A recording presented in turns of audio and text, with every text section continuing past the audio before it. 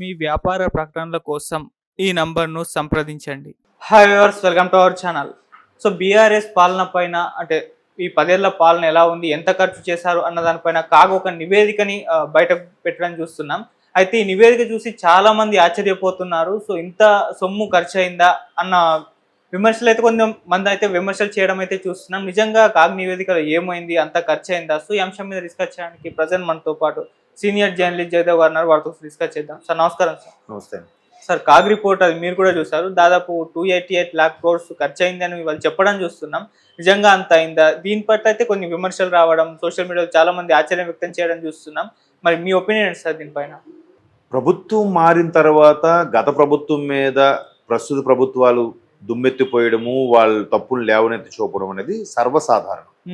అయితే CAG controller and audit general కదా, అటువంటి నివేదికలు ఇచ్చినా కూడా వాస్తవాలు అవి ఇచ్చినా కూడా నా బాధ ఎక్కడంటే పోనీ జరుగుతున్నాయి దారుణాలు, ఎవరు చెల్లించట్లేదబ్బా.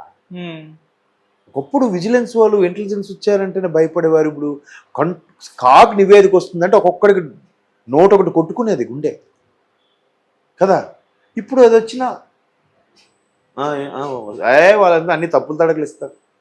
వాళ్ళది ఏముందిలే, మా అయితే కేసు వేస్తే మళ్ళీ బెయిల్ ఉంటుంది, లేదంటే సెంటర్లో కాల్ పట్టుకుంటూ బయటకు వచ్చేస్తాం అనే టైప్లో అయిపోతుంది. జడ్జిలు కూడా మేనేజ్ చేస్తున్నారని ఒక టాక్ ఉంది.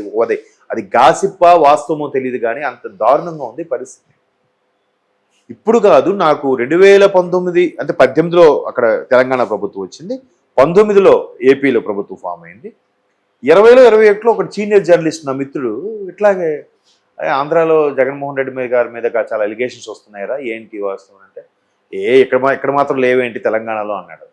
తెలంగాణలో బాగానే ఉంది, ఊరికో కాళేశ్వరం 50,000 కోట్ల రూపాయల దానికి అంత అయిందా. ఆయన కొన్ని ఎగ్జాంపుల్స్ చెప్పాడు. కొన్ని కావాలనే ప్రాజెక్టులు ఇవ్వడం, కొన్ని కావాలనే అక్కడ చేయడం, కొన్ని ఏరియాల్లో ఇప్పుడు బిజీగా ఉన్న దగ్గర ఫ్లైఓవర్ అంటే వేయచ్చు, బిజీ లేని దగ్గర కూడా ఫ్లైఓవర్ వేశారని సీనియర్ పాత్రికేయులు నాకు చెప్పారు ఎగ్జాంపుల్స్. లేదన్నా అక్కడ ఉండాలి కదన్నా అంటే, అరే ఆ ఏరియా పేరు ఇప్పుడు దానికి బెస్ట్ ఎగ్జాంపుల్ చెప్తారు. ఎక్కడంటే ఎల్బీ నగర్ దగ్గర ఫ్లైఓవర్ అండర్ పాస్ అన్నీ అవసరం. ఎల్బీ నగర్ ముందు నాగోలు దాటిన తర్వాత ఆర్టీసీ ఏదో ఉంటుంది, ఆర్టీసీ కాలనీ ఏదో అంటారు అక్కడ, అక్కడ ఫ్లైఓవర్ ఉంటుంది. ఆ ఫ్లైఓవర్ చూస్తే మీరు అబ్జర్వ్ చేస్తే ఎప్పుడు ఖాళీగానే ఉంటుంది, అక్కడ అంత ఫ్లైఓవర్ అవసరమైన ఉండదు. అంటే ఆయన అభిప్రాయం, ఆయన ఇలా చెప్పాడు. ఇట్లాంటి చాలా అవకతవకలు ఉన్నాయి. ఇప్పుడు మొన్న రేవంత్ రెడ్డి గారు చెప్పింది ఏంటి, నెక్స్ట్ మళ్ళీ వీళ్ళే ప్రభుత్వం వచ్చేస్తారనుకొని 22 ల్యాండ్ క్లూజర్లు కొనిసి పెట్టారు విజయవాడలో అని చెప్పారా? విజయవాడలో పెట్టడం ఏంటి, ఇక్కడే పెట్టచ్చుగా. పోనీ బస్ బాడీ చేయడం, అదే వెహికల్ బాడీ చేయడానికో బుల్లెట్ ప్రూఫ్ చేయడానికో పెట్టారనుకుంది. ఎందుకు దాచిపెట్టాలి?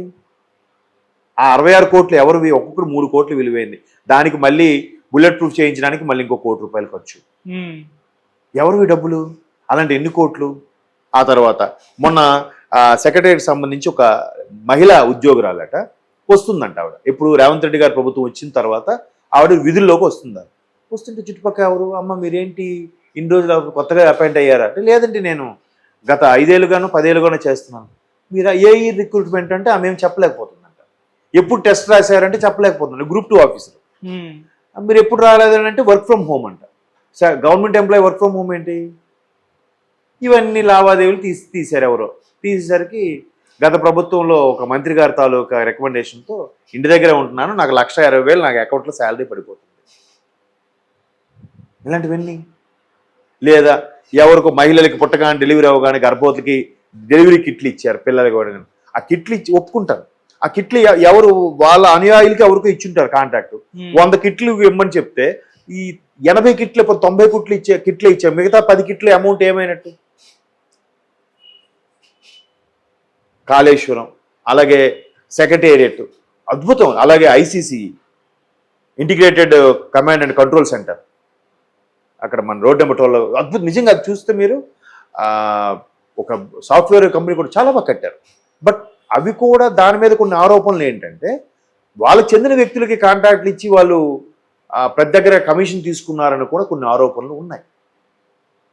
ప్రాజెక్టులు ఇప్పించారు అన్నట్టుగా కూడా ఆరోపణలు ఉన్నాయి.